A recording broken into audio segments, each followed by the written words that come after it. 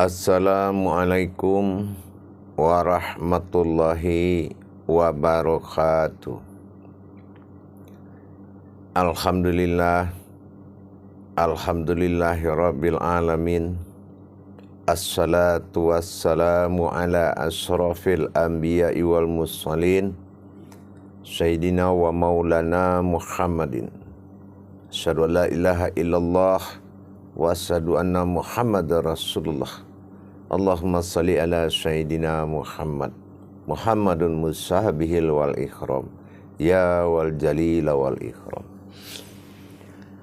Alhamdulillah, para jemaah, para hadirin, para saudaraku semua, insyaallah bertemu lagi dengan saya Guru Mursyid Syekh Nur Muhammad Buya Irwan Maulana Al-Khalidi dalam channel Buya Pasaman Timur dalam Majelis Zikir Ma'rifatullah Jakarta. Insyaallah para jemaah sekalian, pada kesempatan ini kita akan berbincang-bincang dan bermuzakarah dalam rangka meningkatkan iman dan takwa kita kepada Allah, tentunya tidak lepas daripada belajar, menuntut ilmu, agar segala perbuatan ibadah kita berderajat hendaknya di mata Allah. Tentunya kita harus kupas tuntas dalam menjalankan rahasia-rahasia Allah. Alhamdulillah, tidak pernah tidak lupakan dan tidak akan kita lupakan.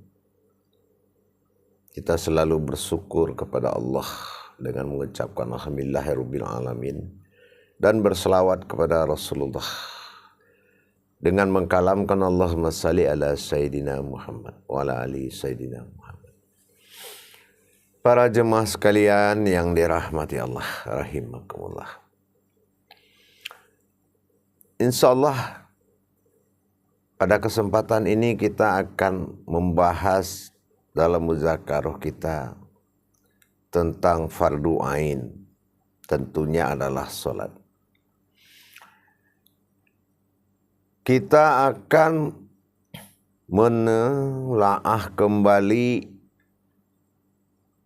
judul dari salat itu adalah fardu ain. Ini kalau kita tidak paham, fardu ain ini adalah tujuan hakiki daripada sebuah ibadah. Jangan kita melaksanakan, tapi kita tidak paham fardu ain itu adalah salah satu syarat mutlak, yaitu mengembangkan dalam perjanjian syahadat kita yang akan bersaksi. Apa sebetulnya fardu ain itu? Baik, insyaallah Allah sangat teliti dengan apa yang telah Allah kalamkan. Jadi artinya kita tidak boleh ceroboh di dalam menjalankan perintah Allah. Untuk apa Rasulullah capek-capek melaksanakan ibadah, iktikaf, tafakur demi mendapatkan wahyu dari Allah berupa syafaat, agar bisa menjadi sebuah ilmu, dan ilmu itu bisa dijalankan oleh umatnya. Karena tidak ada perintah Allah yang bisa dijalankan tanpa ilmu pengetahuan. Itu tidak ada. Semuanya adalah dari hati yang paling dalam dan kembali kepada hati yang sangat dalam. Nah, berbicara insyaallah kita kepada sifat fardu ain. Nah, fardu kita kenal adalah nama sebuah kalam dinamakan wajib. Sementara ain bersifat kodrat dari penglihatan atau pandangan, jatuhnya sifat pensaksian. Kenapa?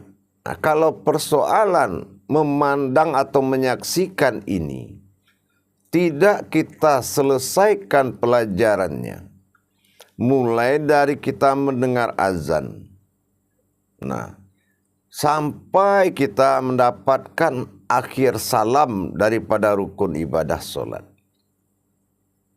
maka kekosongan akan sangat banyak. Makanya salah satu rukun daripada syarat sah atau syarat kusuk tadi adalah iman, yang mana pensaksian itu mengimani apa yang ada di dalam setiap gerakan solat.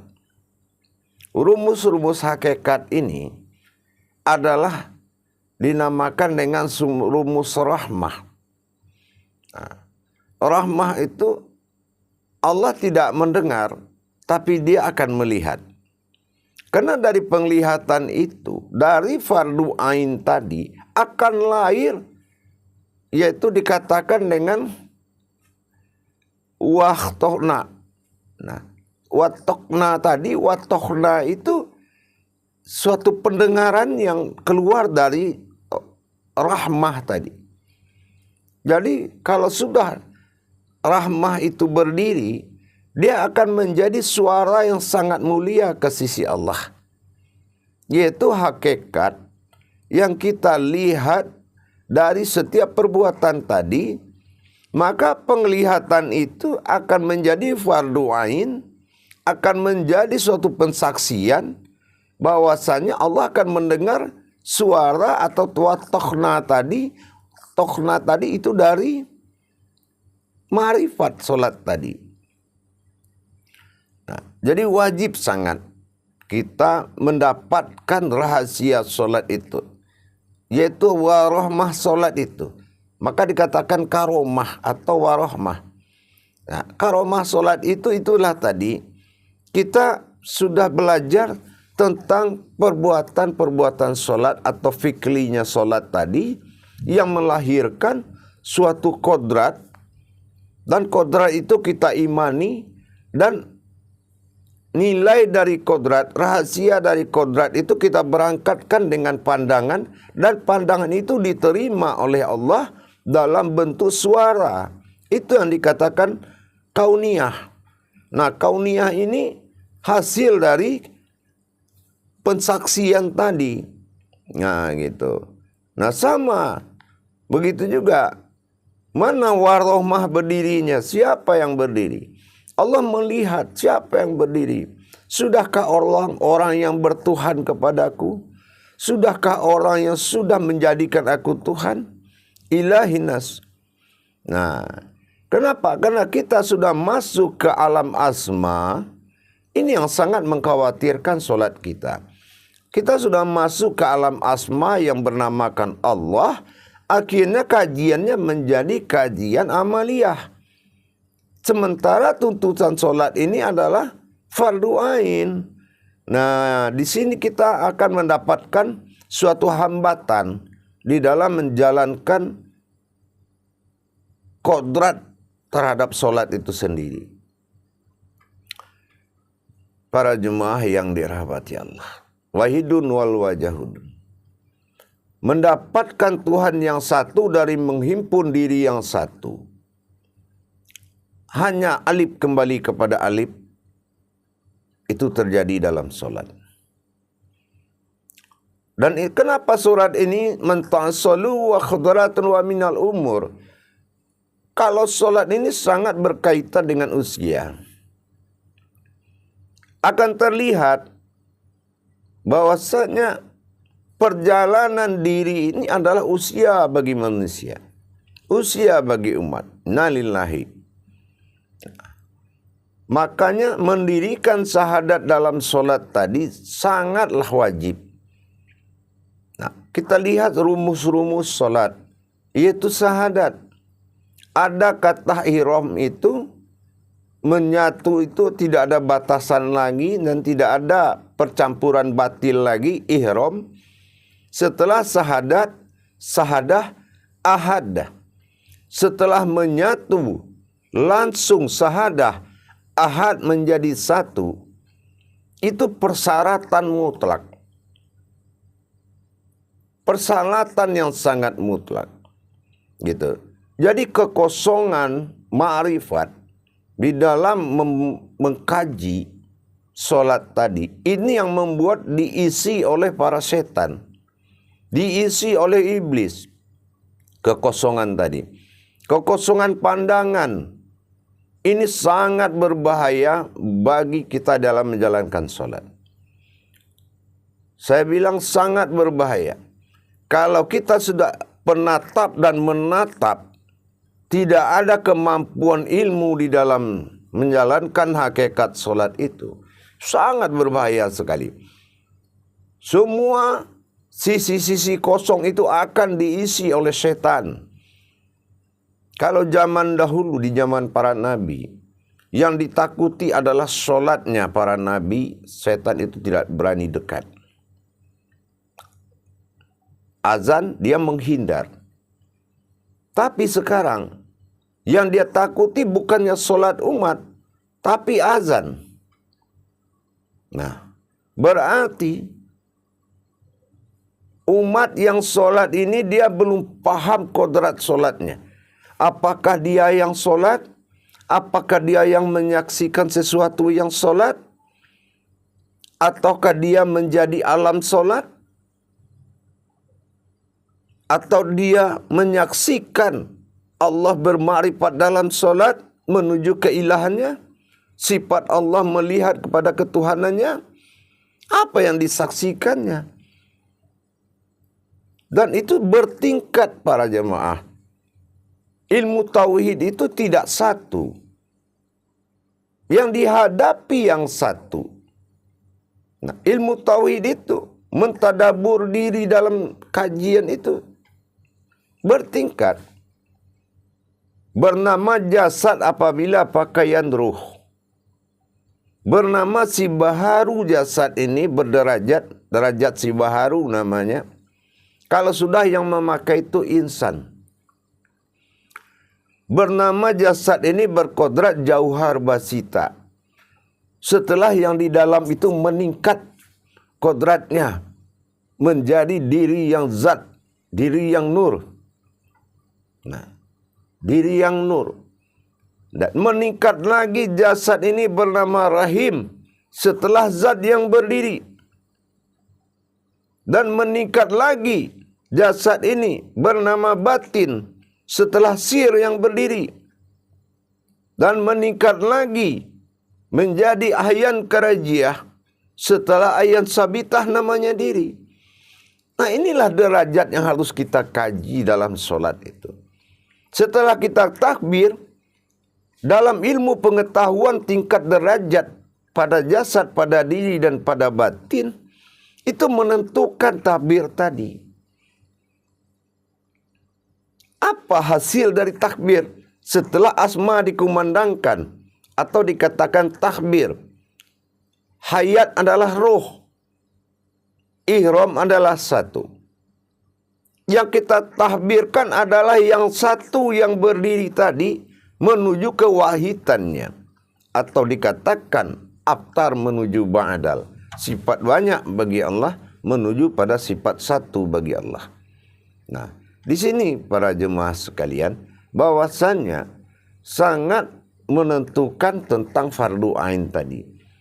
Kalau kita belum membedah apa yang dikatakan fardu ain tadi, maka sia-sia sangat daripada sebuah takbir solat. Nah, inilah kekosongan. Kita tidak tahu kenapa semua Allahu Akbar giliran dari rukuk berdiri, kok ada sami Allahu liman hamidah, ada perbedaan. Dan apa nama perjalanannya? Apalagi nama solat dengan hubungan dengan solat itu. Di mana penempatan nama solat itu di dalam sebuah solat. Karena solat itu cuma satu. Nah, bagaimana kita melihat kodrat-kodrat dari rakaat-rakaat yang berbeda. Dan apa riwayat solat itu sampai ada mengakhiri sebuah kalam, yaitu salam. Ada yang menyebut salam itu mengakhiri solat. Solat tidak pernah berakhir selagi sadat itu 24 jam. Berarti solat salam itu adalah fitrah, titah, bukan mengakhiri solat. Jadi kalau kita sudah tahu riwayat daripada sebuah solat, maka kita akan kusuk di situ. Tentunya kita menjalankan, belajar dulu tentang kebenaran sebuah solat. Ini fardu ain. Yang diambil arti fardu ain ini dari syahadat. Nah, aku bersaksi tidak ada Tuhan selain Allah, dan aku bersaksi Muhammad itu Rasulnya Allah, utusan Allah. Nah, kalau bicara soal utusan, nah, di sini kita harus tahu Rasulullah. Mana utusan Allah yang dikatakan roh yang berasal dari Allah? Mana diri yang utusan Allah yang akan menghadap kepada yang mengutus dia? Jadi banyak pemahamannya, tetapi itu derajat. Semakin tinggi ilmu pemahaman syahadat, semakin tinggilah makrifat solatnya. Pengkajian solatnya juga semakin tinggi. Kenapa? Karena diri yang berdiri dengan diri yang didirikan itu akan merubah derajat. Bukan diri yang banyak. Gitu para jemaah. Jadi mari kita fardu ain ini kita cerna banget. Kita cerna pemahaman fardu ain. Karena itu alamnya solat. Wajib menyaksikan. Kalau tidak ada kejadian, apa yang mau disaksikan? Bermarifat Allah di dalam suatu kodrat, maka bersaksilah sifat pada kodrat tersebut. Nah, itu. Jadi, kalau hanya zat, Allah sendiri sudah bilang, wa tafaraku alal zat izatun. Jangan kau tafakur kepada zatku, wala tafaraku fi sifatullah. Maka tafakur kepada sifatku. Artinya apa? Yang bersifat di dalam zat ini, yang bersifat kepada zat itu, Allah itu bersifat dalam zat. Bukan Allah itu sebuah sifat. Nah, tapi sifat itu dalam kalimat 7 atau masa, 7 masa, telah dinamakan kepada sebuah umat. Maka kita mencari sifat Allah di dalam diri kita yang akan dibawa oleh zat Allah dan akan lenyap di dalam sirnya Allah. Jadi itu para jemaah. Salatul marhalah fil mukatsafatullah. Salat itu adalah jalan untuk bertemu dengan Allah. Makanya kita kaji dari awal. Mengembangkan mendapatkan fardu ain setelah kita membedah daripada sebuah syahadat. Ada banyak. Kita lihat saudara kita langsung mengkaji solat. Apa itu berdiri, apa itu ruku, apa itu sujud. Tetapi kalau kita gagal bertemu Allah di dalam ayatnya, maka kita akan gagal ketemu Allah di dalam solat.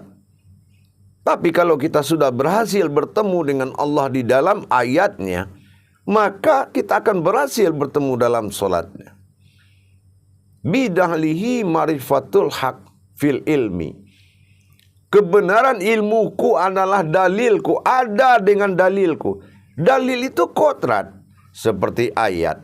Setelah kita mengenal ayat, bagaimana kita bisa mengenal lebih dalam ayat itu yang bernama qauliyah. Karena syarat sah solat itu adalah qauliyah, bukan ayat. Ayat adalah lafaz. Nah, inilah wa tokhna tadi. Sifat tokhna dari Allah, dia mendengar itu perbuatan jasmani.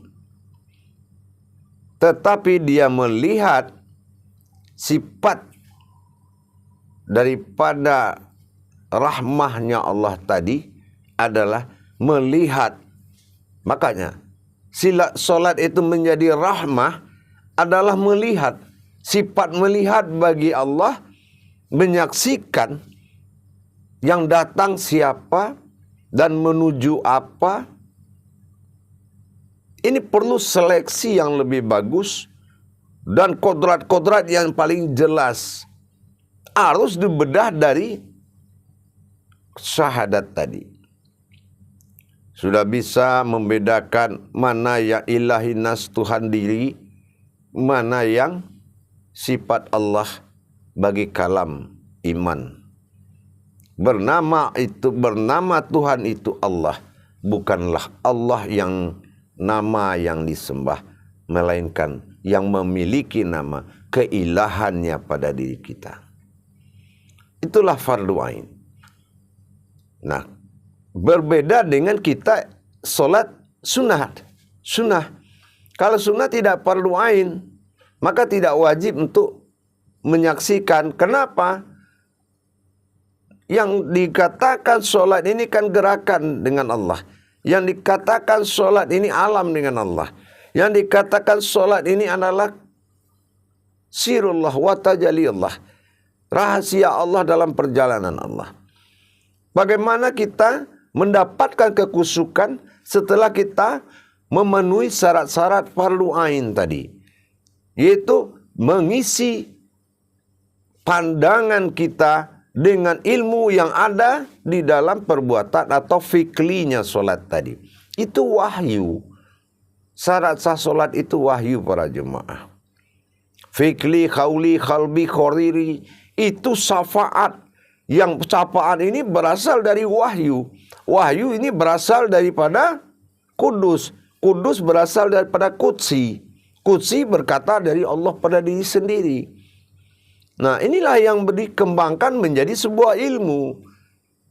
Jadi tidak ada mampu hadis-hadis apapun untuk meluruskan rohani seseorang kepada Allah dalam solat, kecuali dari jalur qudsi menemui awaludin, usuluddin, yaitu usuluddin diri, dan awaludin agama, dan akhiruddin akhir daripada agama. Innalillahi. Semuanya adalah peradaban dengan Allah. Kenyataannya harus kita buat. Solat itu nyata para jemaah.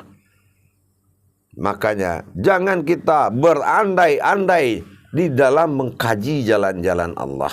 Harus betul kupas, tuntas, jelas dan nyata dari kodrat-kodrat Al-Quran itu.